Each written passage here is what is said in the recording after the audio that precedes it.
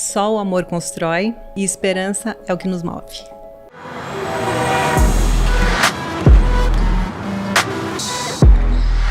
Alô, alô, pessoal do JJ Podcast, mais um episódio hoje incrível. Vocês estão vendo aqui que nós estamos num estúdio diferente. Deixa eu só avisá-los o porquê nós estamos num estúdio diferente, se você está vendo aqui no YouTube. É porque o nosso estúdio lá, o teto caiu. O que aconteceu, cara? Chuva, Joelzão. Na chuva, né? Na chuva... uma chuva de dinossauro deve ter caído dentro do escritório. Vai ter uma imagem aqui, vai ter imagem. Não, bota aí como é que ficou o telhado e assim... E até agora ninguém resolve esta bagaça. Mas nós temos o Jeff, que resolveu o nosso problema, né, Jeffão? Tamo junto. Tamo junto, não tamo? Então vocês estão vendo aqui um estúdio diferente, só para vocês entenderem, é provisório, porque o teto do nosso estúdio caiu e a gente tá arrumando e vai dar tudo certo, espero. Que bom que não cai na cabeça de ninguém, né? Graças a Deus. Bem, meio que se caísse na sua cabeça, aquela lembrada que quem se não se inscrever no canal, olha o link, muito louco, né? Nós estamos no podcast número 106, podcast número 106. Hoje uma convidada ultra, mega, hiper especial que eu tô aqui, mas antes de eu falar da convidada, eu tenho que dar alguns recados. Primeiro, se você está assistindo pelo YouTube, se inscreva no canal, ok? Ativa as notificações, porque isso é importante. Toda semana tem podcast para você. Inclusive, estamos em que lugar? No categoria negócios, Lara? Que isso! Primeiro lugar, categoria negócio. Ó, responsa, hein? Que responsa, hein? Já estamos o quê? Uns 2 mesinhos já, né? Caramba, eu nem sou competitivo. Não, né? Quase nada. Então, se você está no YouTube, se inscreva no canal, ative as notificações. Se você está ouvindo pelo Spotify, 2 coisas muito importantes. Você tem que se inscrever também no Spotify, ok? E tem... Seguir, é verdade, é seguir. Siga lá e tem as estrelinhas, que você clica lá nas estrelinhas, isso melhora o algoritmo, melhora a entrega, você contribui com a gente, você ajuda a fazer o podcast JJ ser ainda mais relevante, não só para você, mas para outras pessoas também. Tô aqui agora, hoje, era pra gente ter gravado já tem um tempinho, né? É, né? Bom, desde que eu te conheci, eu te falei que eu queria vir aqui, porque eu sou muito fã, né? É mesmo? Gente, meu colega Shark, tá? A gente se conheceu lá no palco do Shark Tank Brasil e eu já fui tietar o Joel, porque realmente tenho uma admiração muito grande pela tua trajetória. Apesar de ser muito diferente da minha, eu me inspiro em histórias como a sua. Uau! Então o papo vai ser bom hoje, tá, pessoal? Tô aqui recebendo Sandra Chaio, empresária, né? Cuida, é a pessoa que cuida. Eu ia falar que está por trás, mas está por trás e agora à frente. Muito bem, da Hope. E eu ia vir com uma cuequinha da Hope hoje, que você me deu, mas eu não estava limpa. Ah, eu trouxe verdade. mais. Você trouxe? Trouxe, ô. Deu certo a minha tática. E investidora... Eu vou pôr para mim ser influenciadora também. Agora sim, não né? é? Agora sim. Influenciadora, escritora, que eu recebi lá o livro do seu pai. Sim. A gente recebeu, a gente ficou muito feliz. Mas eu quero saber muito sobre a tua trajetória. Eu quero que a gente fale profundamente sobre a tua trajetória, que é bonita. Eu quero que a galera saiba. Antes da gente começar, eu tenho que dar um recado, certo, Lara? Então, vamos lá. Ô, turma, antes da gente começar, eu quero dar um recado muito importante para vocês, tá? A iFood, que é uma parceira nossa aqui, inclusive nesse podcast, ela tá fazendo aqui, ela tá patrocinando, ela tá incentivando esse podcast, ela tem um recado muito importante. A gente fala de empreendedorismo aqui nesse canal, a gente fala sobre pessoas que querem fazer renda extra. Então, por exemplo, se você tem uma vontade de fazer renda extra, desde, por exemplo, fazer...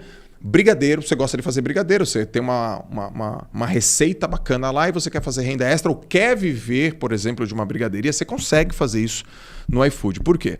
Porque o iFood, ele consegue proporcionar a possibilidade de você usar o aplicativo e você não precisa ser um baita de um restaurante, você pode ser um micro empreendedor, você pode ser MEI, tá? Você pode ser uma pessoa que está fazendo renda extra, quer vender, por exemplo, através do aplicativo e quer fazer isso com o seu brigadeiro. E a segunda coisa é que quando você quer fazer vendas e você quer fazer delivery, em alguns lugares da tua região, talvez você não consiga acessar, talvez você não consiga chegar. Você não tenha a informação mas com o aplicativo você consegue. Então, a iFood está aqui para falar para você que você pode cadastrar a sua loja, o seu empreendimento, a sua ideia para você fazer renda extra. Você cadastra isso no aplicativo e ao cadastrar no aplicativo, você ainda vai ter nos primeiros 30 dias uma consultoria gratuita para você, cara. Gratuita para você também. Então, facilidade para você cadastrar, facilidade para os teus clientes te acharem, renda extra para você, iniciar o seu novo projeto e uma mentoria gratuita também. Então, o que a gente tem que fazer agora? O que você tem que fazer agora? QR Code na tela, link na descrição, clica aí e cai para dentro. iFood, obrigado por você estar patrocinando, ajudando e, acima de tudo, incentivando empreendedores a começarem os seus negócios daquele pontapé inicial, porque o Brasil é empreendedor pra caramba, né? Muito, e muito resiliente, né? Muito. Tudo que a gente vive de tributações e leis que mudam a todo momento, a gente é guerreiro. Ô Sandra, tua vida deu uma bela de uma mudada nos últimos anos, né? Deu. Você ficou uma pessoa reconhecida, né? Porque conhecida você já era. Agora você ficou reconhecida, ou seja, o teu rosto, pô, aquela investidora, aquela empreendedora, você tá aparecendo pra caramba em podcasts, já te vi em vários podcasts também. A gente participou do Shark e você tá à frente da Hope. Conta a história da Hope. Quem é a Sandra? Qual a história da Hope? Qual a história da tua família? Conta um pouco pra turma saber. Eu nasci numa condição muito privilegiada. Nasci aqui em São Paulo, no Einstein, muito confortável, sempre foi minha vida, minha criação. Mas eu nasci de pais imigrantes e com uma história de muita resiliência e de superação.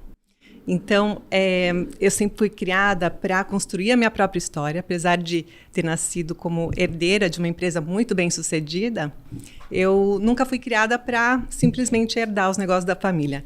Tá. A minha entrada na Hope foi justamente o oposto do que você imagina. Assim. Eu nunca imaginei trabalhar na Hope. Eu sempre gostei muito de tudo que é estética. Eu queria deixar muito mais bonito. Eu queria estudar design, moda. E a Hope era uma empresa muito industrial e muito popular, acessível. Não trabalhava muito a moda íntima. Trabalhava o produto de uma forma muito mais funcional. Sim. Mas, num determinado momento, eu percebi que... Bom, eu me formei arquiteta e eu trabalhava com meu pai na parte de alguns imóveis que ele tinha. Até construí aqui em Alphaville um prédio comercial há 26 anos atrás. Sim. Sempre fui muito ligada a ele, porque meu pai sempre foi meu mentor. Meu pai era um homem de muito sucesso no sentido não só de ele ter transformado a vida dele, a realidade dele. Ele teve uma infância pobre, ele foi órfão aos 12 anos. Tem uma história linda que eu posso te contar. Mas ele transformou também a realidade de muita gente ao redor dele e de gente de milhares de pessoas, pessoas ligadas à empresa e gente que eu nunca conheci. Tanto que quando ele faleceu, em 2020, antes da pandemia, muitos relatos. Até hoje eu recebo relato de gente que assim foi impactada por ele em algum momento e que fez com que essa pessoa se transformasse e prosperasse cada vez mais. Então foi assim uma trajetória não muito linear, de muitos altos e baixos, Sim. né? Mas que culminou com que eu entrasse no negócio da família, fizesse a empresa prosperar ainda mais, multiplicar faturamento, resultados, fazer a empresa crescer múltiplas vezes. Quantos anos você tinha quando você entrou? 22. E aí você já tinha formado? Não, estava na faculdade ainda. Estava no finalzinho da faculdade, já tinha... Eu fiquei 7 anos na faculdade, porque eu comecei estudando design, desenho industrial. Aí eu achei que era faculdade de nada, aí prestei vestibular de novo. Sempre gostei muito de estudar, continuo estudando até hoje, estou te contando que eu sou fã de podcasts, mas aí prestei vestibular de novo e fiz os 5 anos de arquitetura. Então foram 7 anos na faculdade e nesse meio tempo já me envolvendo nos negócios da família. Então teu primeiro trabalho já foi com a família? Já. Tá. Teve estágio de faculdade, estagiei numa construtora, tal, mas nunca me conectei de verdade. E assim, apesar de nunca ter sido preparada para entrar no negócio da família, sempre teve aquele vínculo emocional, né? O meu pai sempre foi empresa e família uma coisa só. Convenção da empresa era na nossa casa, no Guarujá, assim, tudo muito interligado. Churrasco de final de ano, férias, eu passava na fábrica desde criança, então eu tinha esse vínculo emocional. Sim. Apesar de nunca almejar trabalhar lá, até porque ele incentivava a gente a construir a nossa própria história. Ele tinha horror que a gente fosse mimadas, né? Eu tenho 2 irmãs, somos 3 filhas, né? Que hoje estamos à frente do negócio. Eu apareço mais, mas ele tinha horror que a gente fosse filhinha de papai, como ele chamava. Ele queria que a gente construísse a nossa própria história para a gente se sentir realizada, sentir que a gente fez uma transformação no mundo, assim como ele também fez. Eu te pergunto isso porque tem algumas coisas que eu vejo similaridade, por exemplo, comigo, né? Eu tenho 3 filhos. Aliás, a gente tem 3 meninos. 3 meninos, né? Eu te perguntei, né, qual que é o tamanho da rapaziada que eu conheci lá no dia que na a gente casa do Tito. Na casa do Tito. E eu fico refletindo, será que meus moleques também vão se interessar pelos negócios dos pais, né? Do meu negócio, do negócio da Lalas? Então, como é que foi isso no teu caso, por exemplo? Você se interessou? Foi um pedido? Vem ajudar? Foi um pouquinho dos dois? Nunca foi um pedido. Ele nunca estimulou a gente. Ele queria realmente que a gente construísse a nossa própria história. Ele tinha medo de que a gente se sentisse acomodadas. Isso aqui é natural. Legal. Era meu, vai ser seu, então vem aqui e aí você tem um emprego garantido. Ele não queria isso. Sim. E hoje eu vejo que ele tem razão e eu procuro fazer a mesma coisa com meus filhos. Eu não estimulo eles a terem como objetivo vir trabalhar na Hope. Eles têm que criar seus próprios objetivos. O que culminou com que eu fosse parar na empresa da família, minhas irmãs também, foi, na verdade, uma vontade nossa de uma oportunidade que a gente enxergou de empreender dentro do negócio da família. Tá. Meu pai estava passando por um momento difícil, porque assim, ele fundou a Hope em 1966.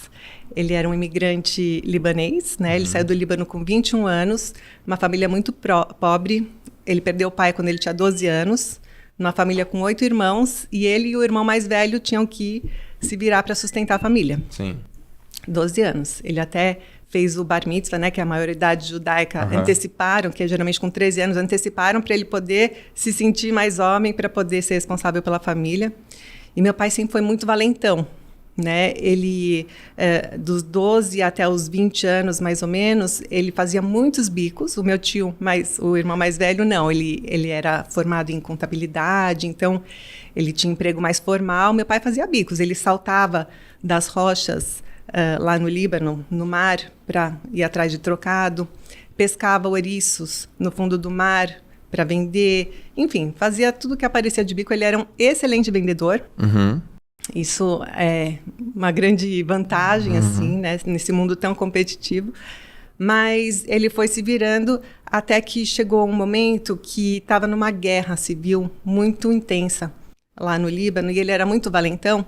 Ele estava sempre lá nas trincheiras para defender as minorias. Na época, ainda o tema não eram os judeus, apesar dele ser judeu. Os judeus eram uma minoria invisível lá, mas ele estava sempre lá nas trincheiras para defender as minorias. E minha avó e meus tios estavam com medo que ele fosse morto, que ele acabasse morto numa dessas. Então, eles falaram, não, a família decidiu que ele tinha que sair e tentar fazer América, como se falava na época. Aí, com 21 anos, ele saiu do Líbano, passou pela Alemanha, uma Alemanha pós-guerra, uma Alemanha ainda nazista, um judeu árabe, libanês, bem morenão, não falava uma palavra de alemão, falava só árabe e francês na época. Ele teve essa passagem por lá para aprender a operar máquinas. O mundo era um mundo muito industrial naquela época e a Alemanha era o polo industrial do mundo. Então, ele quis ter essa formação, já que ele não tinha muitos estudos, para poder ter algum ofício aí quando surgisse uma oportunidade. E aí ele foi para Nova York, porque tinha uns tios dele que imigraram, fizeram América antes que ele e aceitaram ajudar ele, empregar ele. Eles tinham uma fábrica de capas de chuva e ele chegou lá, todo elegante, de terno. O libanês sempre é muito bem vestido, muito cheiroso. Ele chegou lá, mas era a única roupa que ele tinha. Chegou lá e começou a trabalhar com os tios no mesmo dia. Ficou lá 1 ano e meio, 2 anos, a gente não sabe direito como. até que os tios mandaram ele para o Brasil, para o Rio de Janeiro, para negociar um imóvel que eles tinham na Tijuca. E meu pai nem sabia onde ficava o Brasil. Ele não tinha muitos estudos. Para ele, a América era Nova York. E aí ele veio parar no Rio de Janeiro, se apaixonou pelo Brasil. Praia, calçadão, mulheres, vida noturna. Ele adorou aquilo tudo e falou assim, não, é aqui que eu quero construir a minha vida. Caraca. E aí não quis mais voltar. E aí ele começou uma trajetória também de mais empreendedorismo. Teve várias empresas, foi morar, ele pegou empréstimo desses tios, comprou um avião de cargas, foi morar em Belém do Pará. E ele viu que uma oportunidade, essa coisa de empreendedor, de enxergar oportunidades, né? Ele viu que não existia estrada que ligava Belém a Brasília. E não tinha como chegar frutas, verduras, nada tinha como chegar a Brasília, só via aérea. Então ele comprou esse avião, um avião caindo aos pedaços, modelo Catalina, ele adorava aviação, adorava mar e adorava aviação. Aí ele comprou esse avião, começou a trabalhar com esse transporte de cargas. Ele falava que ele viu Brasília ser construída lá do alto. Sim. E ficou uns 6 anos, mais ou menos, com esse negócio. Aí ele chegou à conclusão que ele não estava ganhando dinheiro, não perdeu, mas não ganhou. Ele falou, vou tentar outra coisa. Veio para São Paulo, onde já tinham alguns amigos. E aí os amigos falaram para ele, veio aqui para 25 de março, começou a vender coisas e tal. E aí, conversando com os amigos, ele viu que tinha um amigo que estava produzindo meia calça no Brás. E falou que os clientes pediam calcinhas e ele não tinha para fornecer. Aí, a sacada da oportunidade, né, de montar uma fábrica de calcinhas. Foi assim que nasceu a Hope. Ele adorava mulheres, né, ele tinha 5 irmãs. A mãe dele ele amava as mulheres, realmente era, apesar de ser árabe, judeu, 2 culturas muito machistas, ele teve 3 filhas, era uma pessoa que realmente gostava de empoderar as mulheres, de valorizar as mulheres. A gente brinca até hoje que a mulher é a inspiração do nosso negócio. Inovação é o que faz ele acontecer, mas a mulher é a inspiração. E aí ele montou esse business, né, montou a Hope, justamente com o nome de esperança, porque era a esperança dele de fazer algo que fizesse a diferença no mundo, que perdurasse a existência dele. E assim foi. Ele começou a Hope, então, em 1966. E aí, em 1969, os irmãos dele vieram do Líbano. As irmãs foram para Paris, os homens vieram para São Paulo e se juntaram a ele no negócio. Era tudo muito... Eles eram muito unidos, até o fim da vida. Sim. Mesmo eu, com minhas irmãs, meus sobrinhos, família é tudo, é a base de tudo pra gente. E então se juntaram e aí ele começou a prosperar mais ainda, porque ele começou a fazer o que ele mais gostava, que era vender, e ao mesmo tempo os irmãos começaram a cuidar da parte industrial, da parte administrativa, financeira, que era a parte que ele não gostava e que tomava muito tempo dele, porque até então era ele sozinho, fazendo tudo, né? Sim. Desde a compra de matéria-prima, produção, entregava, vendia, recebia, né? Tinha que fazer a cobrança. Então, ele era responsável por tudo, ele focou nas vendas e a empresa decolou. Não que não tenha passado por muitas dificuldades, a vida do empreendedor a gente sabe como que é, muitos altos e baixos. Mas, então, os irmãos entrando com ele no negócio, em 69, cresceram, progrediram, se mudaram do Brás para o Itaim Paulista, para uma fábrica gigantesca, com muitas histórias de inovação, principalmente em marketing, em vendas, em mídias diferentes. Isso aí é uma história assim, que me dá muito orgulho contar, está toda lá no livro também. Mas ele teve essa história de sucesso. Mas O livro está em alguma editora? Não, ele foi um livro que a gente fez... Põe aqui o livro. Foi Friends and Family. É um livro... tem... Mas eu quero colocar na tela também. A Man of Hope. Olha aí, ó. A Man of Hope. Olha que coisa linda. Uma história linda. muito, muito inspiradora. Nissim Hara, como é que fala? Nissim Hara. Nissim quer dizer milagre em hebraico. Milagres. Mas isso aqui você está dando, você está vendendo? Como é que você está fazendo? Não, assim, era um livro só para a família e para os amigos, mas ficou tão legal, é uma história tão inspiradora que começaram a me pedir para comprar. Aí nem tinha tiragem para isso, a gente mandou imprimir e coloquei a venda no site da Hope. Então só vende lá e 100% da renda é revertida para instituições de caridade. E tem ainda lá? Tem livrinho ainda? Tem poucos, mas tem. Se você tem interesse em conhecer em detalhes essa história... Então, ó, seguinte, pessoal. Vou mostrar aqui o livro. O que é isso aqui? Isso aqui não é nada. Tá colocando o livro. Tô abrindo aqui que tá no plástico. Se quiser comprar o livro, Que história. Tá bonito, tá robusto, né? É uma história incrível. Nossa, e tá tá bem maravilhoso. assim detalhada não só a trajetória dele, mas também muitos insights, inspirações, frases que ele falava. Ah, e tem uma coisa muito legal. Meu pai era muito contador de história. Olha aqui. Olha aí, galera. Um gato, né, gente? É um gato. Ó, visionário, hein? É. Ó, visionário. Quiser comprar esse livro, tá aqui na minha mão. Bonito, cara. Que legal. Cheio de foto.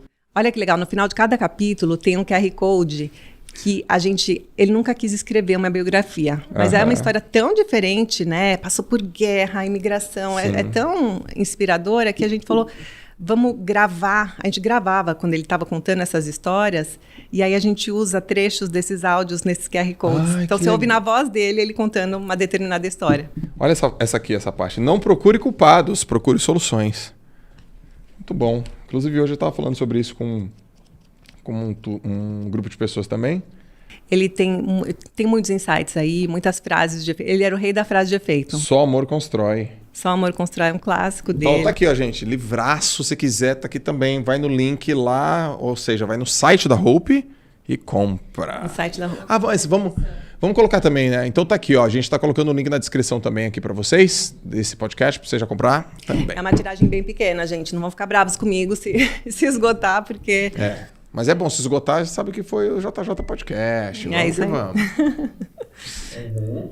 Mas, E aí a então, empresa começou a começou a bombar. E assim, bombar. eles estavam numa situação realmente já muito mais confortável, super bem de vida, a família toda, tanto que eu já nasci nessa condição mais confortável, meus primos também. No final dos anos 90, ele queria crescer mais. Meu pai era um eterno insatisfeito. Ele nunca estava satisfeito. Ele era super ambicioso, mas não no sentido da ganância, no sentido de querer ganhar relevância, no sentido de querer conquistar cada vez mais. Ele era super competitivo e ele queria crescer mais. E em São Paulo, ele estava muito amarrado. Na época, a Hope era uma empresa puramente industrial, a gente não tinha lojas, a gente vendia para lojas, multimarcas, lojas de departamento, e ele queria expandir. E para isso, ele precisaria mudar a fábrica de estado, porque ele falava que em São Paulo, ninguém mais queria ser costureira. Confecção demanda mão de obra intensiva, a gente precisa muito de mão de obra. E em São Paulo, estava no momento que telemarketing estava bombando, todo mundo queria trabalhar em telemarketing, e em lojas de shopping. Era o glamour, você trabalhar em loja de shopping. Ninguém mais queria sentar numa máquina de costura. E aí ele começou uma pesquisa pelo Brasil para mudar a fábrica de estado. E ele achou uma oportunidade, de novo oportunidade, no Nordeste, no Ceará. E ele quis mudar a fábrica para lá. Os meus tios não têm o mesmo perfil que ele. Eles são muito mais conservadores. Sim. Eles estavam bem, não precisava disso tudo. Imagina uma encrenca de mudar uma fábrica de estado e ir lá para o Nordeste. Eles não queriam. Aí, a melhor solução que eles encontraram foi fazer uma cisão. Tá. Os meus tios ficaram com a Mesh, que é a marca masculina que meu pai criou no início dos anos 70, e o meu pai ficou com a Hope. E foi nesse momento... Eu não sabia disso. Mesh? Mesh. Eu não sabia, cara. Será que a turma sabia disso? Que legal saber dessa história. A Mesh foi seu pai que fez. Foi, ele que criou. Nomes bons, né, que ele cria. Meu, Mesh. Hope, Mesh, nomes curtos, fortes. Ah, e aí Mesh ficou com teus tios? Isso. Hope ficou com teu pai? Ficou com ele. E foi um momento também de, assim, muita inquietação, muita insegurança.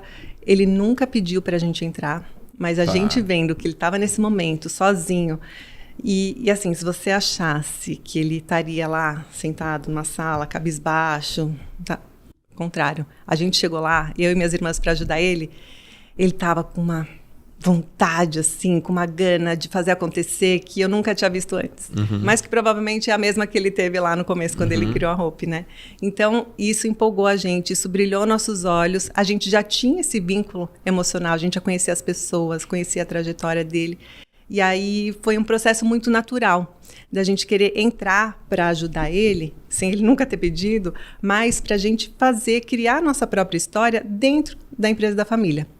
E aí a gente começou um trabalho de reposicionamento da marca, que começou nos produtos, né? Então eu entrei mais nessa parte de produto, a minha irmã mais velha na parte administrativa, financeira, a minha irmã menor na parte comercial junto com ele. Ela ainda era pequena.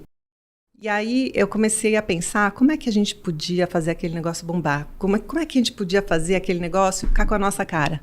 né? Ser aquele produto que fosse o nosso objeto de desejo. Tá bom. Aí comecei no produto, fiz uma reformulação do mix. A gente mudou totalmente o mix. Que ano que foi esse? A gente entrou em 99. Tá bom. Aí no início dos anos 2000, a gente passou por muitas dificuldades nesse comecinho. Aham. Mudar uma fábrica de estado, foi um momento que, até brinco, quando veio a pandemia, Uhum. foi horrível, tá? Mas que fechou o comércio, a gente teve que fechar a fábrica e a gente ficou com faturamento zero. Aí as pessoas, nossa, faturamento zero, nunca vi isso e tal. Eu já vi. Lá atrás, em 99, quando a gente mudou a fábrica de estado, a gente ficou meses sem faturamento. Porque deu um monte de problema. Eram 20 carretas que subiram. A gente trabalha com estoque, né, de produto acabado. E aí deu problema no sistema. E assim, a gente só vendia para multimarcas. Então, se eu não entregava, o meu concorrente entregava. Sim. E aí a gente teve que descontar duplicata, a gente perdeu muito share. Foi um momento bem difícil. Mas no início dos anos 2000, a gente começou essa volta por cima. Então, comecei no produto, depois falei, poxa, o produto mudou, tá com uma cara diferente, eu preciso comunicar ele de uma forma diferente. Daí que eu entrei na comunicação, no marketing, no branding. Comecei a reformular tudo aquilo. E depois pensei, a gente precisa ganhar mercado. Não adianta construir no terreno do vizinho, né? Que eu estava lá no multimarca. Eu coloquei na minha cabeça que a gente tinha que expandir com lojas próprias, com lojas monomarca, onde a gente conseguisse passar a experiência de marca, tudo que a gente tinha pensado no produto, e uma atmosfera onde a equipe de vendas fosse treinada, que soubesse passar os benefícios dos produtos. Cada produto tem uma razão de existir, a gente precisava passar aquilo, e não era na loja do vizinho que a gente ia conseguir isso. Toda a atmosfera, visual merchandising, a música que toca, o aroma da loja, tudo tinha que ser pensado para aquilo que eu tinha idealizado. Uhum. E aí comecei uma mini guerra, assim, com meu pai, porque a gente batia muito de frente, os dois éramos cheios de ideias, assim, e ele querendo muito crescer também, mas através da venda direta. Acho que eu vejo muitos cases, assim, de pessoas que vêm de baixo, vêm do zero, e que querem ajudar outras pessoas, fazer quanto mais gente vivendo do mesmo sonho dela. E isso que a venda direta proporciona, né? Aquele exército de pessoas Sim. que tem a sua segunda renda ou que sustenta suas famílias com essa venda aí do porta a porta, aquela venda mais pessoal. E ele estava muito puxando para esse lado e eu enxergando uma oportunidade no varejo. Foram alguns meses aí de discussões, mas aí depois ele concordou comigo. Meu pai era muito humilde, ele ouvia a opinião não só minha ou das minhas irmãs, mas de qualquer pessoa que tivesse uma boa ideia, ele sabia reconhecer, não, a tua ideia é melhor que a minha. Uhum. E aí a gente foi para a minha. Aí tinha um outro desafio, que é como é que a gente vai convencer, quando a gente entrou, a empresa já tinha mais de 30 anos. Como é que aquela pirralha de 20 anos vai saber mais do que aquela diretora, o diretor que estava lá há 300 anos? Sim. Aí a gente tinha que fazer um trabalho de convencimento interno, né? Porque o meu pai era o mais fácil de convencer.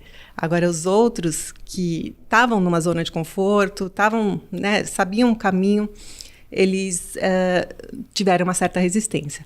E aí, o melhor jeito que eu pensei na época, eu estava grávida do meu terceiro filho, aí eu li um livro do Marcelo Scherto sobre franquias. Falei, pronto, eureka, descobri a fórmula, né? Porque... Mas já tinha loja própria? Não, até então nenhuma loja. Só vendendo em multimarcas, lojas de departamento. Quando eu li o livro do Marcelo, eu falei, é esse o caminho, porque eu resolvo o problema do meu pai de ter mais gente vivendo de roupa, né? Seriam outros empresários, empreendedores que sonhariam o nosso mesmo sonho de esperança. E, ao mesmo tempo, para os diretores, as pessoas que tinham uma certa resistência, não tinha muito risco, porque é um jeito de escalar, a franquia é um jeito de escalar sem usar muito recurso próprio, né? Você diminui o risco. E foi o caminho que a gente encontrou. A gente inaugurou a primeira loja já como uma franquia em dezembro de 2005. Aí ficamos um ano estudando a viabilidade, né, da franquia, tanto para a gente como franqueadores, quanto para o franqueado. Tinha que ser um negócio que o franqueado ganhasse muito dinheiro, porque a gente queria escalar e a gente queria que todo mundo vivesse o nosso sonho. Então, tinha que ser um negócio muito bom para todas as partes.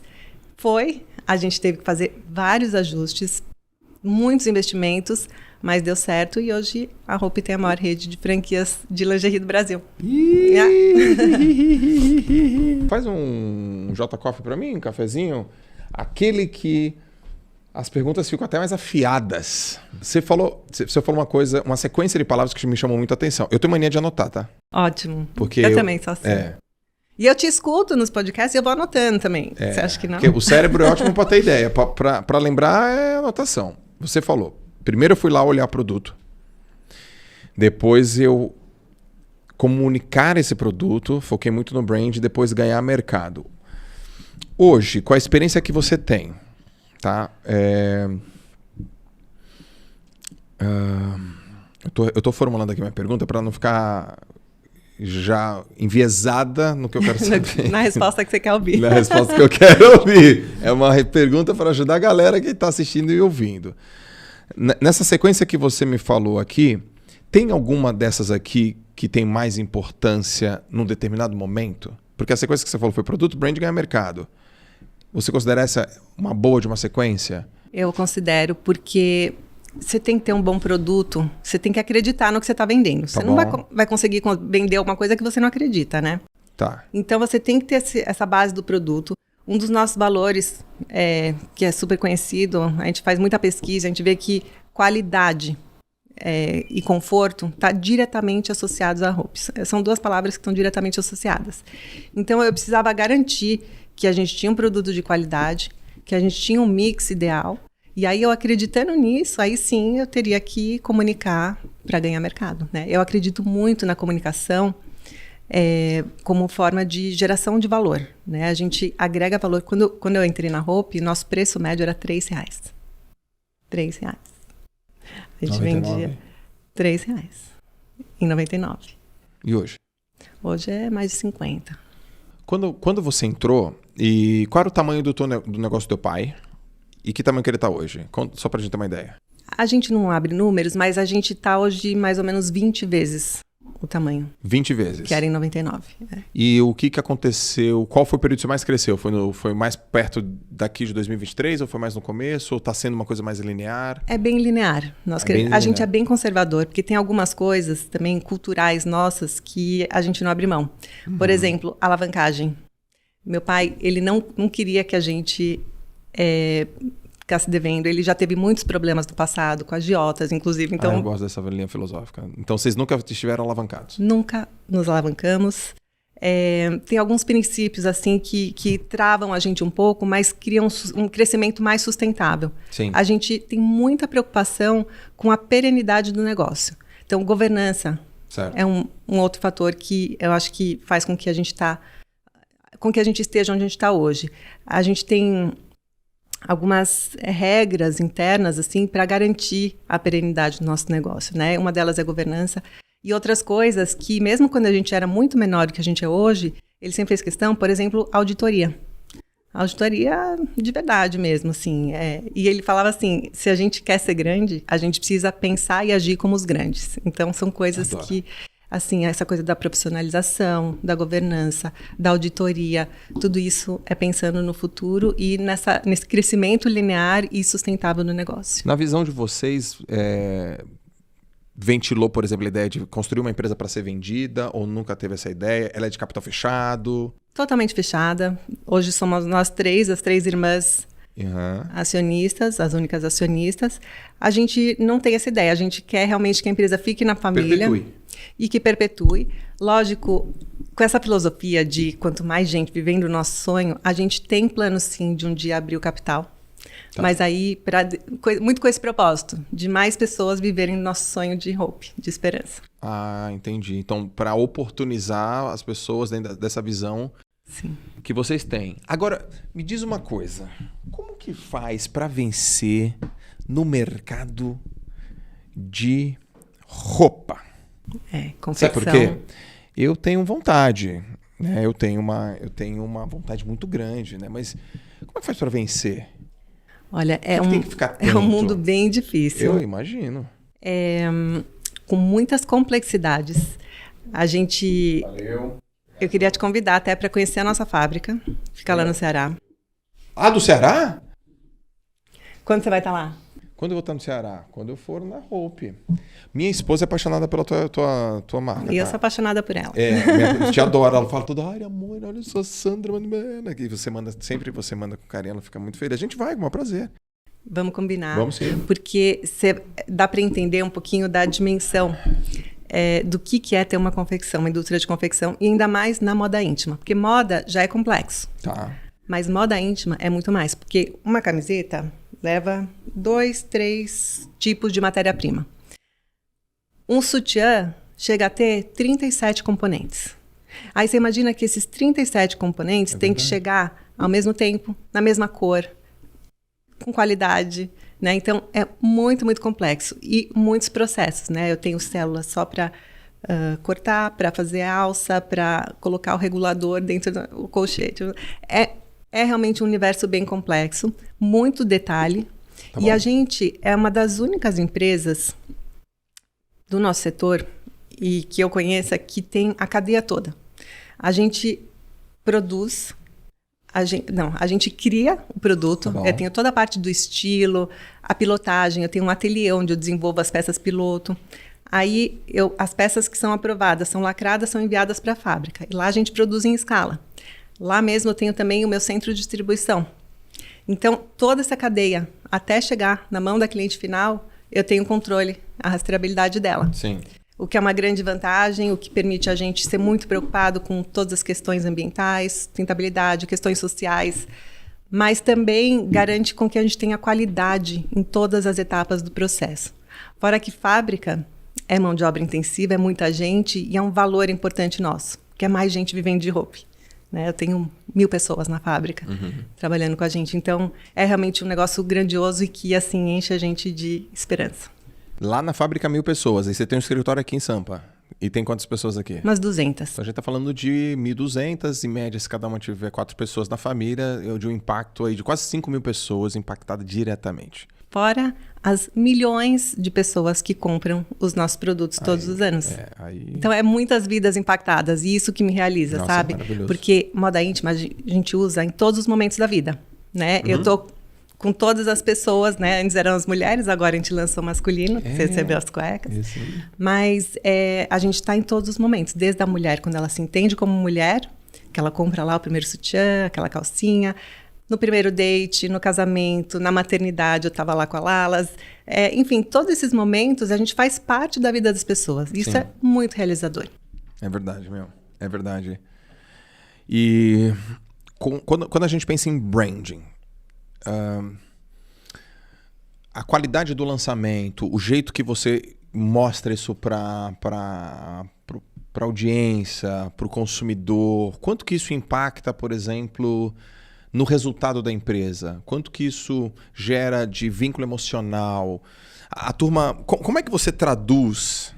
Acho que minha pergunta agora vai ficar melhor. Como é que você traduz essa cabecinha aí, desse cuidado, desse zelo? Como é que você traduz isso numa peça? Como é que é essa ponte? Como é que é criada isso? A gente fez um trabalho de reeducar o nosso mercado, porque ele estava muito desvalorizado lá no início dos anos 2000. Na época, tinha aqui em São Paulo a Daslu. Você é dessa época? Sou. É uma loja de luxo. Já tem um tempo que fechou, né? O que, uns 20, 15, 20 anos? Acho que uns 15. Uns não, 15, uns né? 10, 15. 10? Não sei. Tá. Mas, enfim, na época era um templo do luxo, Era o né? templo. Eram as mulheres mais chiques, mais bonitas, né? Famosas e tal. E aí eu ia nessa loja, e essa loja tinha uma curiosidade que ela não tinha provadores. Então, as mulheres, era uma loja fechada para mulheres, as mulheres queriam provar uma roupa, elas tinham que tirar a roupa para provar as peças da loja. E eu ia lá só para ficar olhando o que elas estavam vestindo por baixo. Porque elas chegavam lá todas bem vestidas, Sério? com a última bolsa, a mais cara, preço de um carro. E aí? E tiravam a roupa, estavam com o sutiã esgarçado, a calcinha furada. Aí eu não me conformava com aquilo. É verdade. Falei, não, eu preciso fazer um trabalho para valorizar o meu setor, não o meu negócio. Meu, incrível, cara. O setor como um todo. Porque a pessoa não valorizava aquilo, Não, né, meu? tá por baixo. Tá por baixo. Ninguém tá vendo. Ninguém tá vendo. E por isso Não, que eu mas puta falo... ideia, sei lá, só pra ver o que tinha por baixo. Que eu falo que a lingerie, a moda íntima, ela é a nossa verdade. A gente não veste pro outro. A gente veste pra gente mesmo. Cara, eu tô aqui analisando, eu tô com uns 40% de cueca esgarçada lá na minha... Ó, vamos trocar tudo por roupa. Ei, não, vai! Ô, Medrada, não tá mal, não tá? Caraca, eu tô aqui refletindo, Não, tem uns 40% que tá bagunçado. E você tem razão. Reflete a estado É um de autocuidado. espírito. Pô, É um vou colocar uma autocuidado. cueca legal hoje. Então, é porque alguma coisa hoje vai acontecer diferente. É É verdade. isso. Não muda a nossa postura. É verdade. Uma lingerie, Não você é tá bem groselha. vestido por dentro, a beleza, ela é de dentro pra fora. A autoconfiança, ela é de dentro pra fora. Cara, eu Né? 100% concordo. É verdade, cara. Então a gente começou a fazer esse trabalho de valorizar o que a gente fazia. E como é que você fez isso? Como é que você explicou isso? A gente tem alguns cases de marketing bem importantes, assim. Nessa época, a gente estava começando a trabalhar com celebridades. Tá bom. E era uma época que, na moda, era uma coisa totalmente aversa às celebridades. A modelo, bacanuda, fashion, tal, ela estava na Vogue. E a celebridade estava na Caras. Tá bom. E não se misturava. Não existia a possibilidade de uma Kardashian estar na capa da Vogue. Tá. Né? Era uma época que eram coisas totalmente opostas. Se você estava na Vogue, se você estava na Cara, você não era fashion. E a gente inovou, ousou, foi a primeira marca de moda no país a contratar celebridades. A gente contratou, na época, em 2008, a Juliana Paes. Tá bom. A Juliana Paes era aquela mulher linda, exuberante, cheia de curvas, típica mulher brasileira. E a gente achou que ela tinha a cara desse nosso propósito de transformar a lingerie, de valorizar, né, essa coisa da beleza de dentro para fora, de ser a nossa verdade e tal. E aí a gente criou um manifesto. E ela foi a porta-voz desse manifesto. E realmente foi um trabalho assim de formiguinha, mas que valorizou o setor como um todo. Fez bem não só para a Hope, mas para todos os concorrentes. E eu fico feliz com isso. Cara, entendi. Porque a gente valorizou o nosso setor. E, assim, as histórias de inovação com marketing começaram um pouquinho antes, né, com a Daniela Scarelli, em 2006. Mas isso é uma outra história. Mas depois da Juliana veio Gisele Bündchen, veio a Anitta, vieram várias outras celebridades. E o que a gente aprendeu é que elas são ótimas porta-vozes quando tem a ver com a verdade delas. Não adianta a gente fabricar. Certo. Vira fake news. Né? Se a gente tem essa verdade, essa troca verdadeira com elas, elas conseguem transmitir de novo de dentro para fora. Sim. E a gente começou então isso em 2008. E aí nesse meio do caminho, o meu pai, ele também era muito visionário. E ele viajava muito para a França, né, para ver as irmãs. E ele chegou para mim um dia e falou assim: lingerie vai virar moda. Você não acredita? Eu estava em Paris e eu via as mulheres andando com o sutiã como se fosse blusa. E realmente estava acontecendo um movimento nos desfiles das grandes maisons de luxo no mundo, principalmente as italianas na época, de usar lingeries, corcelês, como se fosse protagonista do look mesmo, né? Como se fosse um item fashion que transformava aquele look num look super descolado. Aí a gente enxergou essa tendência de que a lingerie iria virar moda.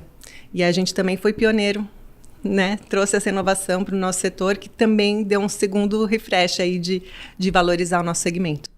Então, ó, eu tô conseguindo encontrar alguns padrões aqui, né? Seu pai, desbravador, visionário, atualizado.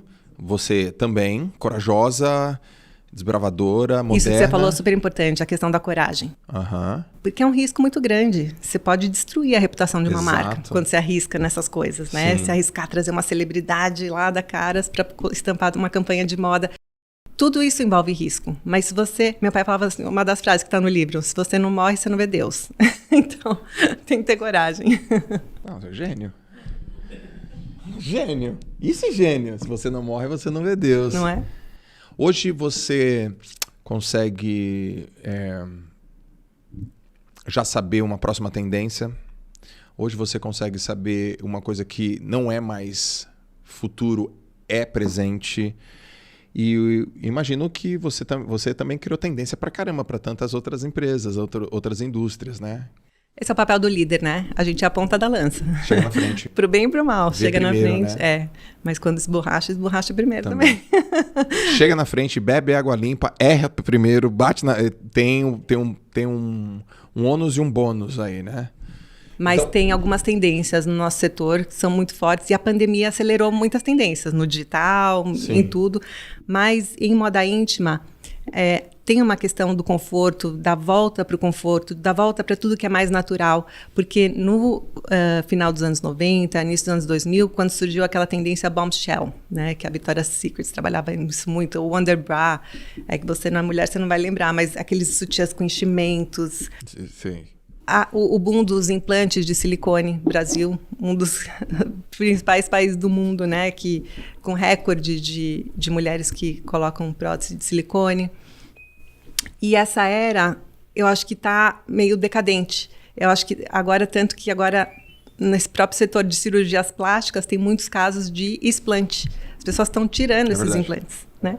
E então essa volta para o natural, para aquela coisa do conforto, de sem costura, sem elásticos, sem marcas.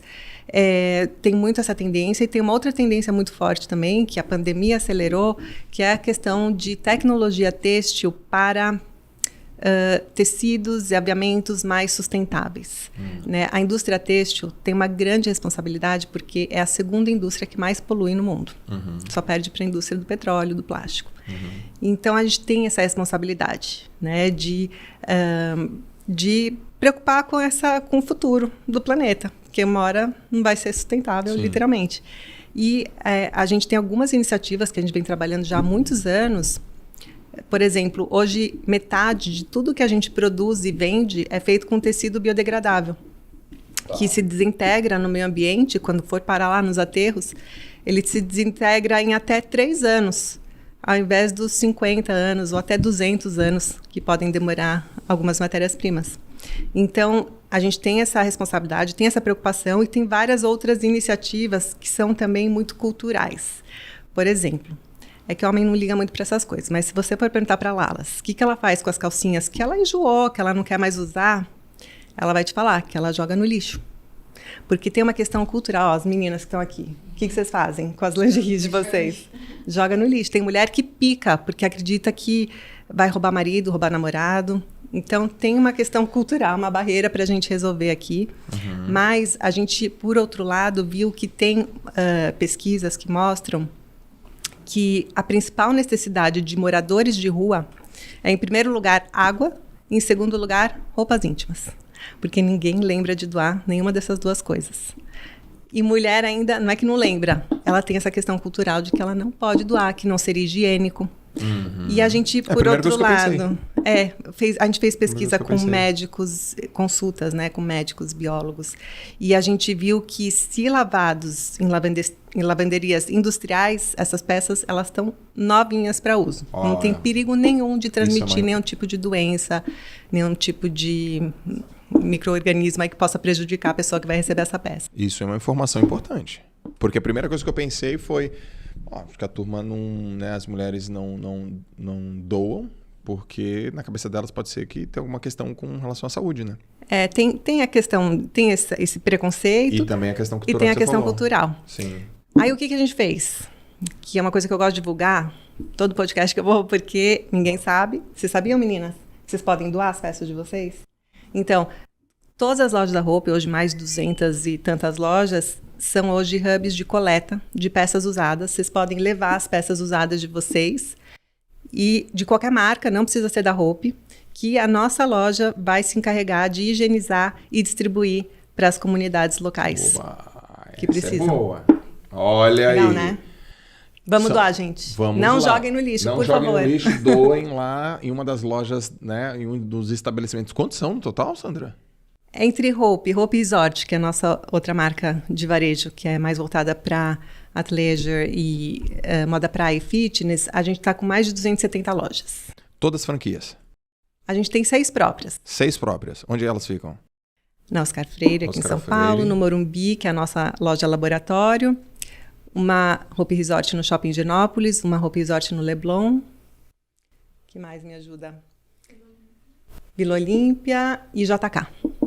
O restante 270. E você tá com o objetivo de expandir ainda esse ano? A gente vai ter 1.000 lojas. Não esse ano, mas a gente tem um plano. Até 2025 a gente vai ter 700 lojas. E a gente tem um plano mais ambicioso aí para chegar nas 1.000 lojas. Dá pra gente falar um pouco de franquia aqui? Dá, claro. Você, né? Vai que tem alguém aqui que quer investir na tua franquia.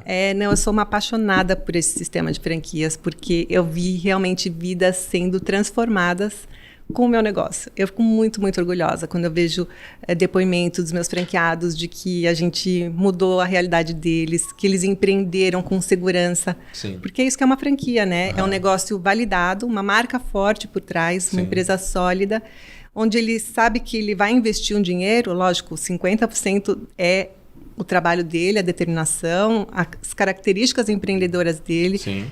qualidade na gestão, mas 50% está garantido. Porque é o sucesso, é uma fórmula de sucesso, né? É uma fórmula pronta, onde ele operando com qualidade, ele vai ter prosperidade, com certeza. Então você está falando que 50% representa o comportamento do empreendedor, característica dele, mão na hora, graxa, né? Suor, trabalhar. A gente não busca aquele franqueado que tem o perfil de investidor. A gente quer mão na massa, barriga no balcão. Eu tenho muito interesse assim sobre franquia. Eu gosto muito de estudar franquia, assim. Eu conheço várias empresas, né, que estão no formato de franquia. E o que, por exemplo, é garantia que não vai dar certo se alguém pensar em fazer uma franquia? Por quê? Esse podcast é visto e ouvido por muita gente, sabe, Sandra? De repente, eu quero ser um franqueado da Hope. E eu tenho esse perfil. Você fala, repensa que a chance de não funcionar é alta. O que seria essa chance de não funcionar? Eu acho que tem algumas coisas. A primeira é a identificação com a marca, com o segmento de atuação.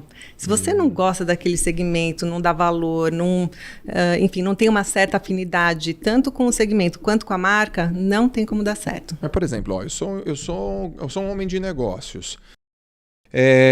Você me mostrou uma oportunidade incrível. Eu vou colocar meu dinheiro, o retorno vai chegar, eu tenho uma gestão, uma marca, processo, sistema, e eu tenho uma pessoa que vai operar. E mesmo assim, mesmo se eu não for muito com a cara do segmento. Não, hoje em dia a gente tem alguns franqueados que são multifranqueados.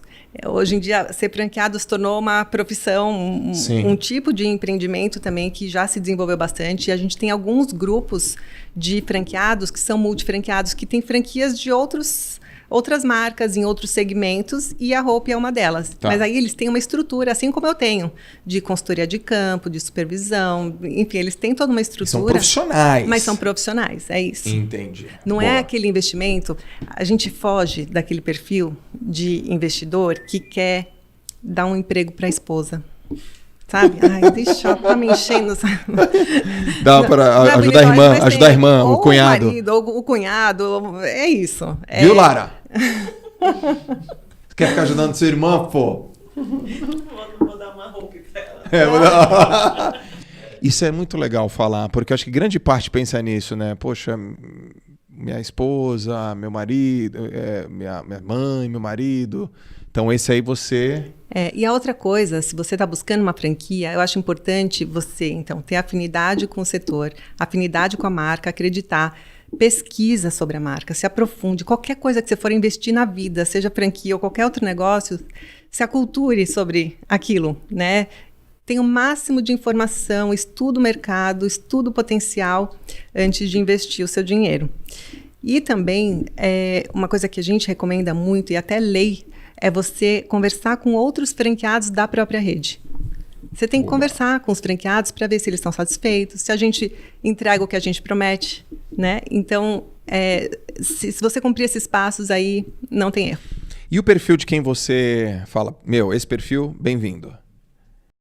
Então, como eu te falei, é o perfil não só puramente investidor, eu quero gente que seja profissional, que queira trabalhar, que tenha qualidade nos seus processos. A gente tem alguns valores próprios na Hope que a gente busca em todos os nossos parceiros comerciais, sejam fornecedores, sejam clientes, franqueados, lojistas, multimarcas, que é a questão da qualidade, de ter a mulher como uma inspiração, a inovação como essência dos negócios. Então, tem certas coisas, certas características que a gente busca.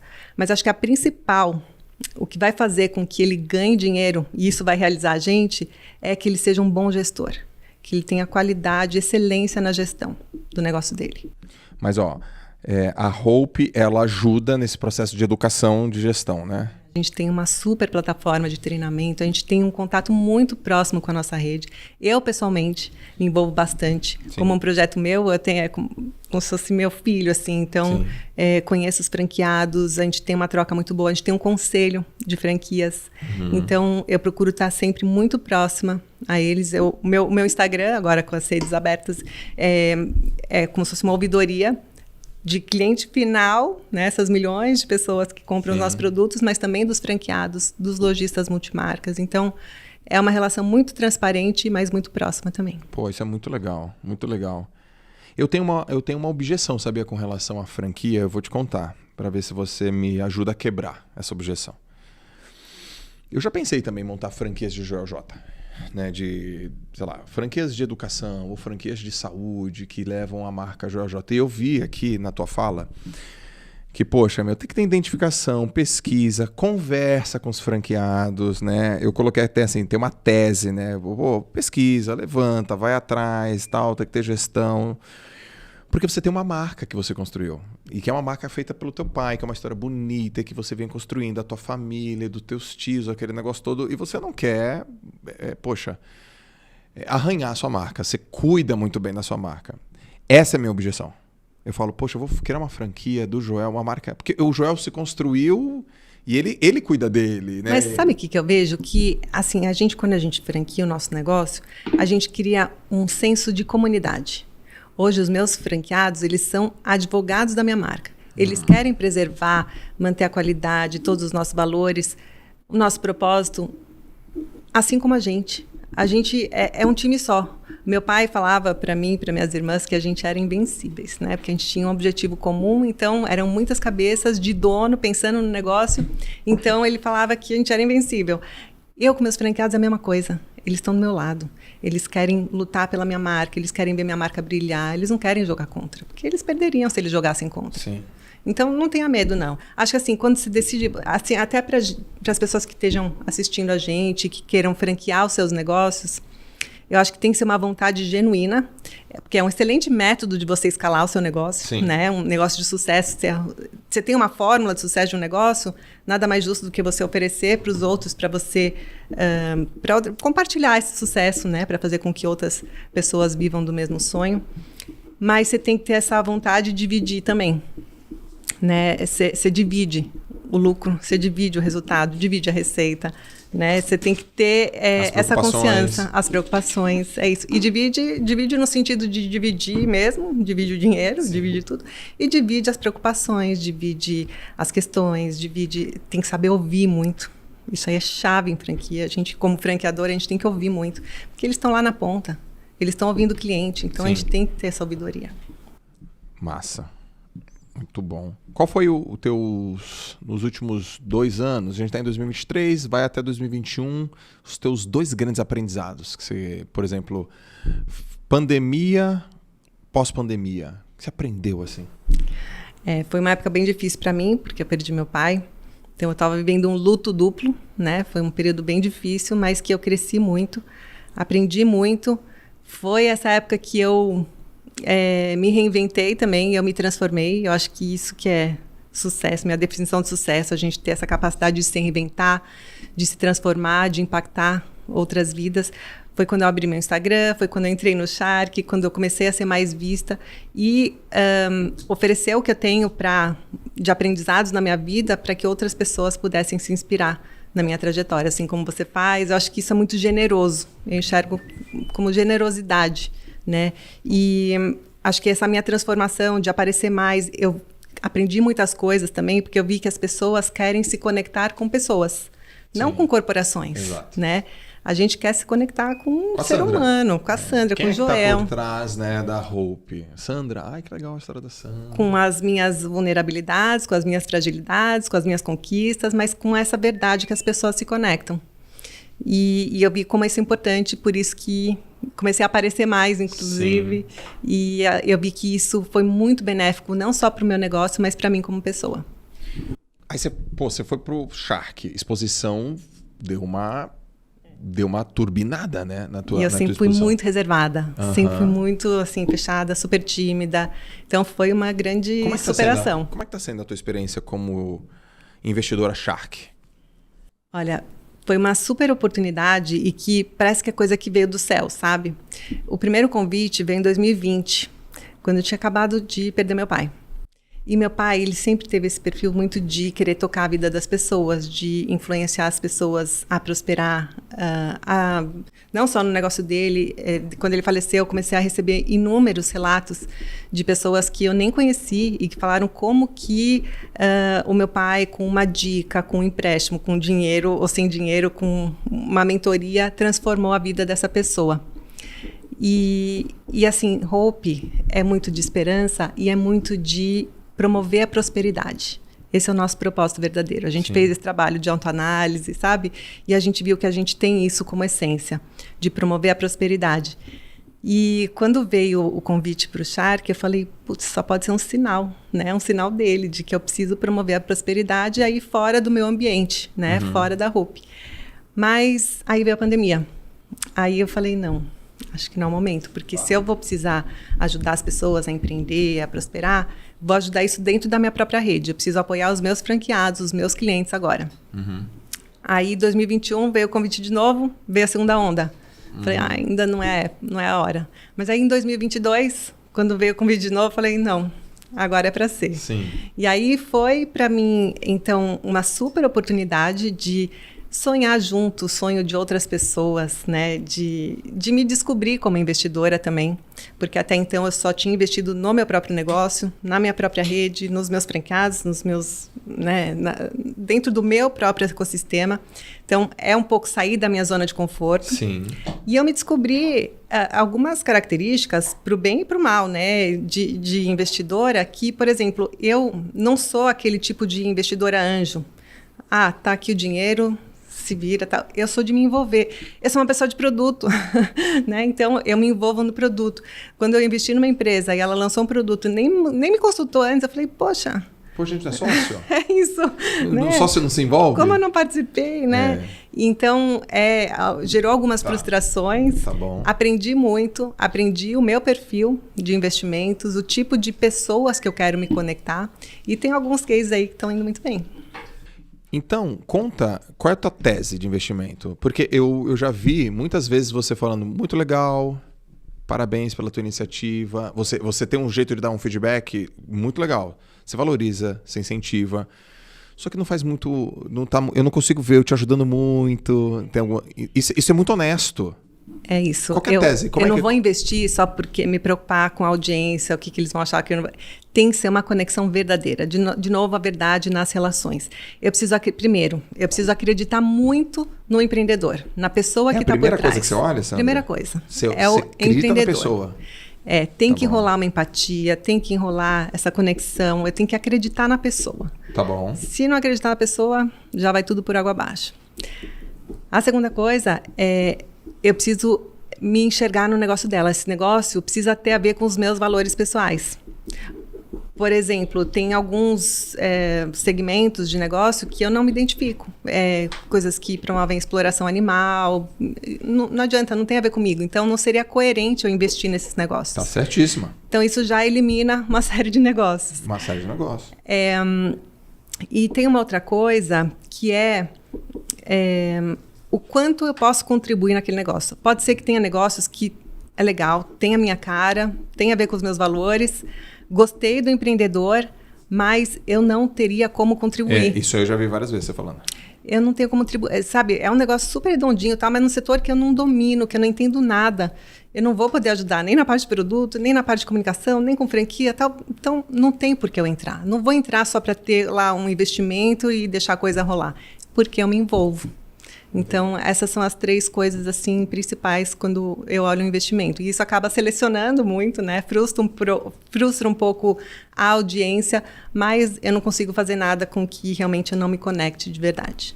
Então você hoje tem um olhar muito forte para produto? Tenho. E esse produto em quais áreas específicas? Ou você pode falar para qualquer produto? Qualquer produto. Por exemplo, esse copo aqui.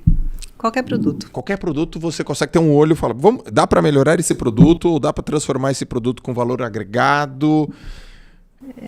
Eu acho que, principalmente nessa questão estética, funcional, eu acho que produto é produto. Mas tem alguns produtos, por exemplo, da indústria química, metalúrgica, tal, que aí, se não envolve design, não envolve alguma coisa... Aí eu não tenho como contribuir, aí também não daria para eu entrar. E tem também uma coisa que é a empatia. Sabe? E tem mais, assim, às vezes chegou aí alguns investidores que eu gostava muito do produto. Tá. Era o meu sonho investir, inclusive, naquela área de atuação. Mas os 2 sócios eram de produto. Entendiam muito de produto, eram super técnicos e tal, mas não tinha ninguém com uma característica mais vendedora, comercial, né? mais comercial, que fosse dar essa atração que o negócio precisava. Aí eu falei, eu não sou complementar a eles. Eu vou simplesmente diluir as expertises, então não vou poder acrescentar, não vou poder fazer aquele negócio crescer. É muito legal o que você está falando, Sandra, porque o que eu estou vendo na minha frente? Eu estou vendo transparência, calma, tranquilidade, verdade. Eu estou vendo empatia. Isso é muito bom, porque a gente vê hoje no mundo dos negócios, muitas pessoas que pensam, essa indústria é legal, vou pegar uma bela de uma parte, né, vou... Lá na frente eu vendo. Então, tem um olhar unicamente... Não é errado, é estilo, mas tem um olhar unicamente economics da coisa. Você tem um olhar mais também do people da coisa. Economics e o people. E o produto também, que é muito legal. Mas por que eu te perguntando de produto? Porque eu quero catar um pouco do teu cérebro e colocar na minha caixa d'água de produto. Porque eu sou um cara que... Eu vendo serviço. Eu sou da área da educação. Mas vira e mexe, aparecem umas empresas para investir que tem a ver com produto. E eu não sei ainda olhar direito. Eu não sei. Eu te ajudo. Você me ajuda? Me chama. Tá. Amizade. Tá bom. Porque eu não sei olhar um produto. Eu não sei como é que faz para ganhar o jogo...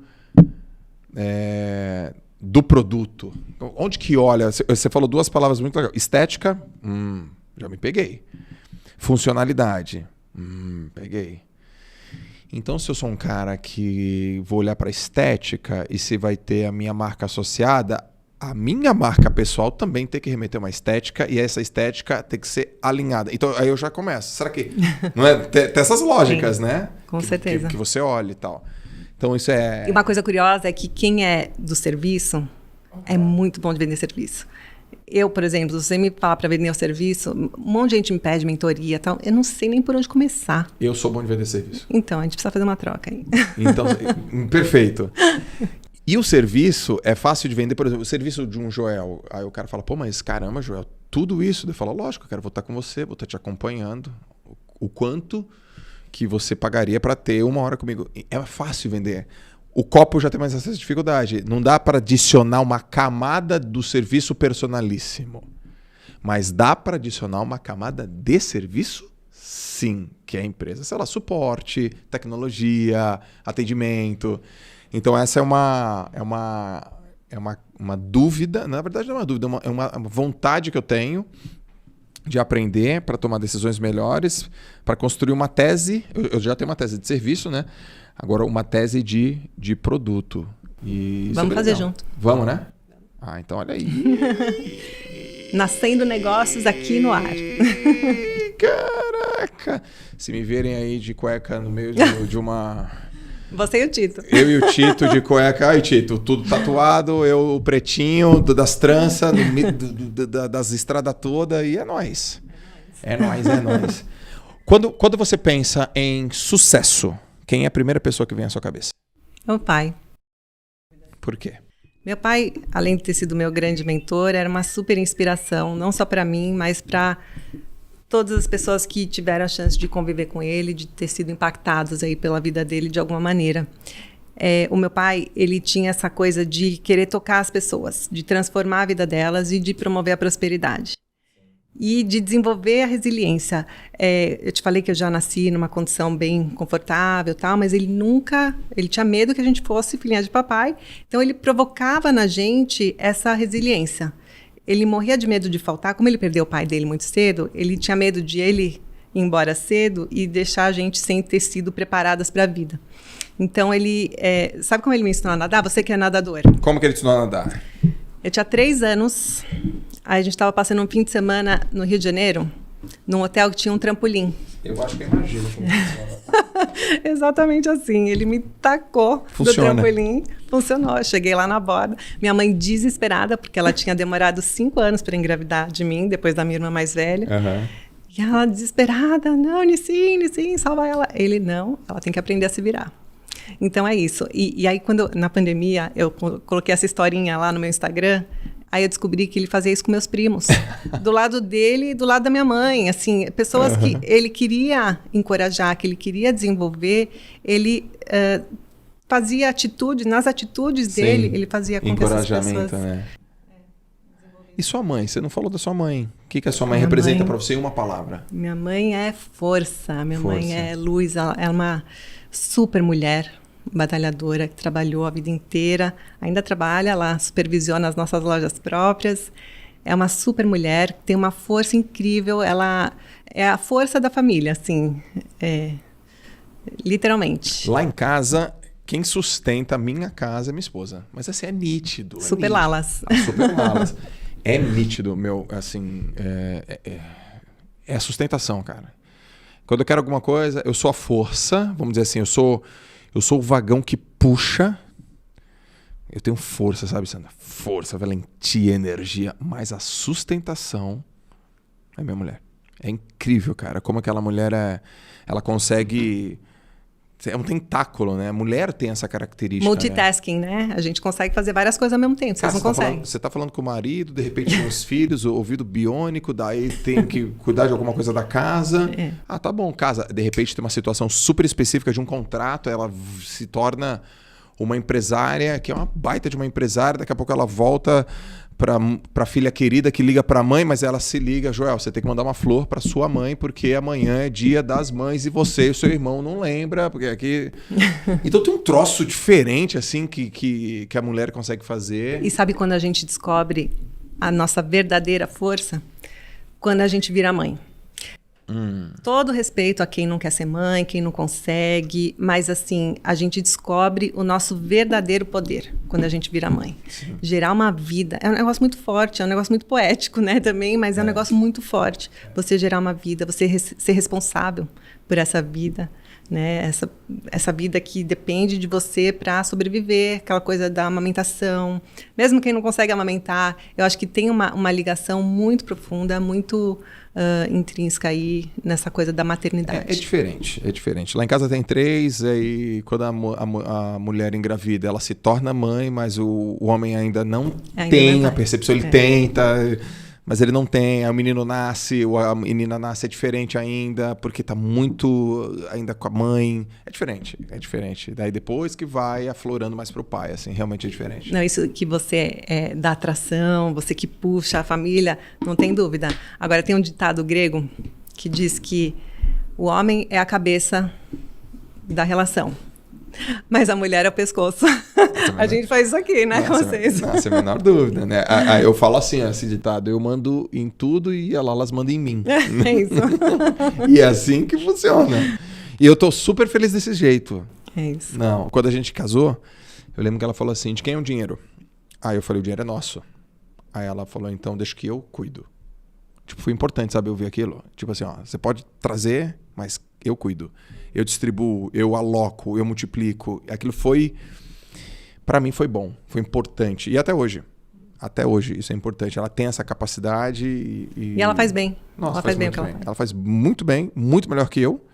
E permite que meu cérebro dê uma desligada nessa área para deixar brilhando e piscando a área que eu tenho absoluto talento e potência, assim. Então é bem legal. E Sandra, para onde você está indo? O que você está almejando? Qual é a tua visão de futuro? O que você está buscando pessoalmente, profissionalmente? Eu busco cada vez mais crescer o meu negócio, gerar mais impactos positivos, né? Continuar esse legado do meu pai de promover a prosperidade. E, pessoalmente, assim, eu estou vencendo um desafio pessoal, né, de me expor mais, de realmente fazer esse trabalho para inspirar outras pessoas, outros empreendedores, outras empreendedoras a Sim. criar coragem. Ou, assim, é muito realizador. Você deve ter vários tipos de relatos parecidos quando você participa de um podcast como esse, ou quando você dá uma entrevista e alguém tirou algum insight que vai transformar a vida dessa pessoa. Sim. Isso é muito legal, é muito realizador. Então, eu estou tentando sempre reservar um tempinho na minha agenda para promover esses encontros como esse, para promover palestras, enfim, divulgação do que eu faço, porque isso pode inspirar alguém. Você está aberta a palestra também? Estou me preparando para isso. Se quiser palestra... Você vai me ajudar a me preparar ainda, viu? Não, te treina assim, ó. Com o maior prazer. Você que recebe o contato de palestra? Ai, meu Deus. Vamos divulgar aqui palestra. Hã? Deixar na descrição também, né? Quem Não, quiser... calma. Não, então calma. Estou me preparando. Tá preparando. A preparação... Em breve. A seguir. A seguir, né? Fala. Então faz o seguinte, Sandra, deixa uma mensagem para quem quer empreender, tá começando o empreendedorismo, e de repente tem algum receio, algum medo. Deixa uma mensagem aqui pra turma. Gente, empreender é para todo mundo, né? Você só precisa ter muita garra, tem que ter coragem, tem que ter ambição, no sentido positivo da palavra, não pode ter crenças limitantes. Não é porque é mulher, não é porque... Não tem motivo para você ter crenças limitantes que podem te amarrar em algum lugar. Você pode sim ser o que você quiser. Você tem que ter coragem, tem que ter garra e tem que ter vontade, determinação, vontade de vencer. Olha que legal isso, né? Em nenhum momento você falou tem que ter berço de ouro, tem que ser formada numa grande universidade, porque garra, determinação, coragem e vontade de vencer... ela alimenta essas deficiências, ou esses gaps, né? Porque... tem gente que não empreende. Não tenho dinheiro. Dinheiro é o de menos. Mas isso é difícil a turma entender. Explica. Porque o cara fala, como que é o de menos? Eu não tenho, como é que eu vou empreender sem dinheiro? Como que um empreendedor como você, uma investidora como você, diz que não, dinheiro é o de menos? Explica isso pra turma. Eu vi muitos cases no Shark Tank de gente que empreendeu do zero. O meu pai empreendeu do zero. Eu não empreendi do zero. Você empreendeu do zero. Tem muitos cases. Você vê que as pessoas que venceram não empreenderam do jeito que eu empreendi, já com um negócio estruturado. Vieram do zero. Então, se você quer, se decidiu, você vai fazer acontecer. É a questão da determinação. E é tudo uma decisão. Eu decidi que eu vou emagrecer, então eu vou emagrecer. Não é o médico que vai emagrecer, não é o remédio que vai me emagrecer, é eu que decidi, então eu vou emagrecer. A mesma coisa é vencer na vida, a mesma coisa é empreender. Isso se aplica para tudo na vida. Muito bom. Você gostou do papo? Amei, é sempre muito bom conversar com você, né, João? Antes de fazer a última pergunta, quem quiser seguir a Sandra nas redes sociais... Sandra Chaio, meu nome. Tô no Instagram, tô no LinkedIn. Tá no TikTok? Tô no TikTok. Não posto muito, mas deveria postar mais. Sabe uma dica pra você botar no TikTok, que a gente faz aqui, funciona? Pega trechos das tuas falas e solta lá. Sim. Trecho do Shark, trecho dos podcasts. Vai sentindo, a galera vai gostar. Porque o teu rosto é conhecido. Sim. Então, que legal que você tá aqui também no TikTok. E YouTube, tem? Canal no YouTube? Ainda não, mas eu quero fazer um podcast. Aliás, você vai ser meu convidado. Eba! O podcast vai chamar Papo Íntimo. Eu quero saber a intimidade das pessoas. Você vai nesse nível? Vou nesse nível. Você dá um exemplo de uma pergunta que você faria pro JJ. Joel, você é um cara bem sucedido. Tá. Como você chegou aqui? Você, Joel, lá dentro, como é que você chegou onde você chegou? No íntimo. Lá no seu íntimo. Essa é uma pergunta... É uma pergunta importante, porque eu tenho que ir num lugar que eu conheço, mas não revelo. E que pode ser revelado, obviamente. Você pode ir lá né? na sua infância, você pode ir na relação com seus pais, você pode ir no seu casamento. Tem alguma coisa que fez esse gatilho, né? E você sabe, Sandra, a gente vai se desenvolver o tempo todo, sabe? Então, a gente busca autodesenvolvimento o tempo inteiro. E à medida que a gente vai buscando autodesenvolvimento, a gente vai se descobrindo e se redescobrindo o tempo inteiro. Semana passada, eu tive uma bela de uma descoberta sobre a minha trajetória íntima. Eu falo muito do meu pai, né? E o meu pai, do jeito que eu desenho ele, parece que ele foi o Superman, o cara perfeito. E não, ele teve muitos defeitos. Ele tinha muitos Ninguém defeitos. é perfeito. E a parte boa disso é que eu consegui, de alguma maneira especializada dentro da minha cabeça, mitigar e abafar as coisas que eu não achava legal e construir, edificar as coisas que eu achava legais. Isso me ajudou para não lembrar daquilo. Então, isso foi tão legal. Então, não tem culpa, não tem trauma, não tem vitimismo, não tem... Mas isso é o que as pessoas inteligentes fazem. Pô, não tem. É isso. Mas tem coisas que ele fez comigo que eu estanquei e jamais vou fazer. A minha geração nunca mais vai passar por isso. Por exemplo, eu apanhei quando era pequeno. De cinto. Pá! Uai, eu não consigo nem ver eu nem levantando a mão pros meninos. A gente entendeu? aprende com o erro dos outros. Exatamente. Né? E ninguém é perfeito. E sabe, tem uma coisa, se meu pai já foi passado para trás, se ele já quebrou algumas vezes, se ele já passou por dificuldades, já foi trapaceado, com certeza, muitas vezes. Agora tem uma coisa, eu nunca ouvi em 43 anos aí que a gente conviveu junto, não, mais 45 anos que a gente conviveu, eu nunca vi o meu pai falar mal de ninguém. Isso é fantástico. Nunca vi ele falar mal de... Ele só falava bem das pessoas. Quando ele falava das pessoas, ele falava bem. É olhar o que a pessoa tem de bom para dar para você. Quando ele falava, ele só falava. Então é isso que você faz, né, com teu pai. Você... Eu não falo mal dele. As coisas boas que ele te ensinou, né? Sejam até coisas ruins, se transformam em aprendizados bons que você vai levar para sua vida, né? Eu lembro que minha avó, mãe da minha mãe, mora com a minha mãe. E ela veio há uns 2 anos para cá já, eu fui buscar ela no aeroporto e aí... Minha avó veio lá de Aracaju e tal. Eu falei, poxa, avó, dei certo na vida. Né? Ela, meu filho, parabéns e tal. Aí ela falou, poxa, vira e mexe, eu lembro das coisas que eu ouvi que seu pai falava sobre você. Eu falava, avó, mas ele falava, mas aí, sei lá, tá tudo bem. Então ela lembrou algum momento que meu pai falou alguma coisa quando eu fiz pirralhinho, que meu pai ficou chateado. Mas eu não... Eu pego aquilo, ouvi, nem lembro muitas coisas que eu ouvi, mas eu guardo, mas eu vou desenvolvendo, mas também não repito. Talvez a frase seja biografia não é destino. Não quer dizer que aconteceu com teu pai, vai acontecer com teu filho, não quer dizer que aconteceu com você, vai acontecer lá para frente. E sim, isso é importante. E como é que a gente chega, por exemplo, nesse nível de compreensão? Na minha cabeça é autodesenvolvimento, né? Autoobservação. Eu quero antes de fazer a última. Como que educa...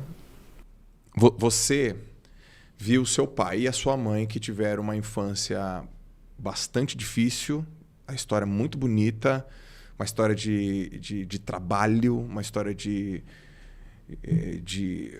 comprometimento, de envolvimento. Você viu isso muito perto. Teus meninos, estou chamando de menino um monte de marmanjo, tudo 2 metros, moleque. Mas os teus filhos, se você já nasceu numa condição privilegiada, eles nasceram numa condição privilegiada vezes... Mais ainda.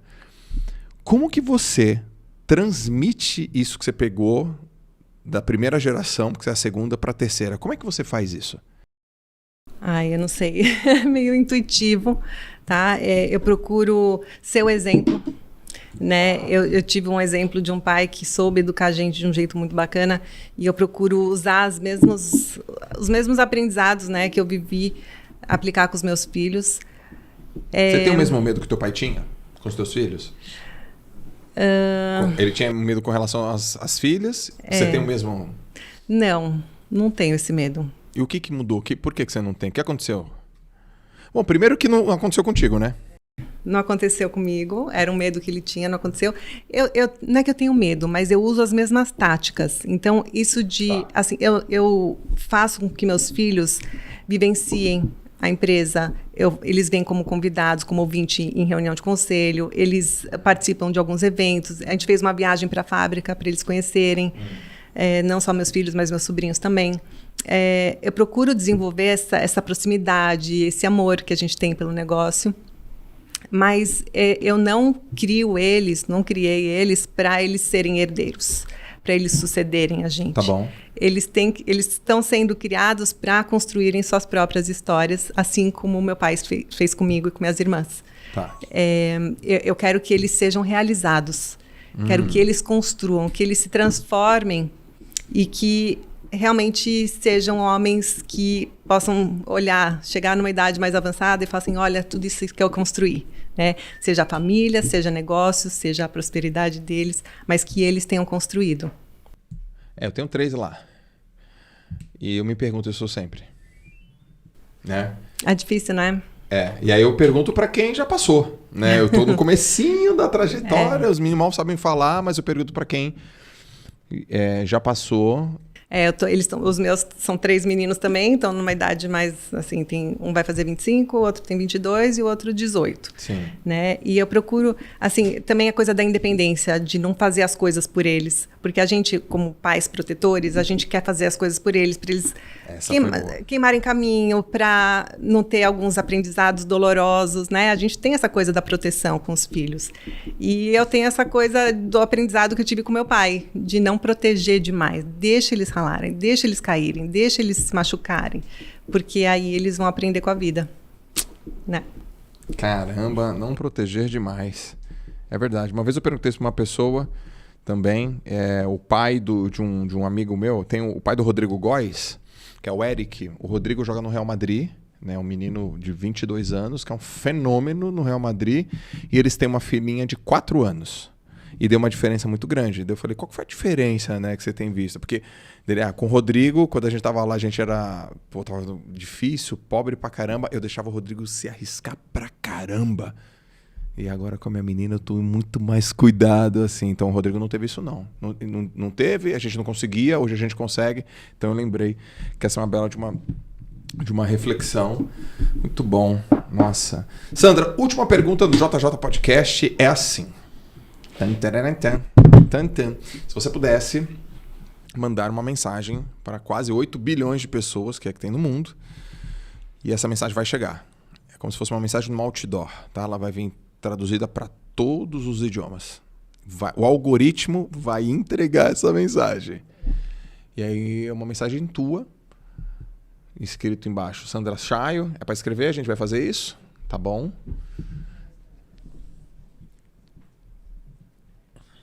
A gente, primeiro ela fala e depois ela escreve e depois ela fala, ou ela escreve enquanto fala? O que for mais confortável pra ela. Tá. Aonde eu tenho que escrever? Aí nesse quadrado. No preto? Não, mas é deitado, né, gente? Do meio. Isso. Assim, Que frase você mandaria? Tá gravando a tela? Tá. Que frase você mandaria para 8 bilhões de pessoas? Que mensagem, aliás? Que mensagem? Eu falo e depois escrevo? Pode ser. É uma frase roubada do meu pai. Adoro. Só o amor constrói e esperança é o que nos move. Concordo. Sim. Se a gente tira a esperança de uma pessoa, a gente tirou tudo dela. Essa é a verdade, meu. Só amor constrói e esperança é o que nos move. Caraca, essa letra também é letra do design, hein? Eu sou da estética. Caraca, a letra dessa mulher, meu. Ai, o que eu fiz? Caraca, a letra dessa mulher é tipo assinatura top. Ela deve fazer o logo assim. Mais ou menos, né? Não, tá linda. Não, bota aí Sandra Chayo.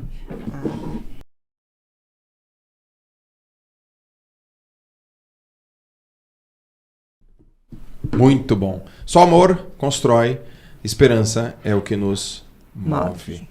Obrigado pelo papo, adorei. Obrigada. Eu tava você. muito afim de conversar com você. Ai, eu aprendi demais. Ó, eu tô realizando um sonho, imagina, tá no meu podcast do coração, que eu assisto sempre. Coisa boa. Gente, esse aqui foi o JJ Podcast, episódio número 106, com a queridíssima Sandra Chayo. Se você gostou, faz essa mensagem chegar na Sandra, manda mensagem para ela. Isso é importante para ela sentir o carinho de todos vocês. Se você não é inscrito no canal, se inscreve no canal, ativa as notificações. Se você está no nosso Spotify, também se inscreve. Ah, não, segue, eu me confundo, né? Segue, bate lá 5 estrelinhas e a gente se vê no próximo JJ Podcast. Beijo, galera. Tchau. Valeu.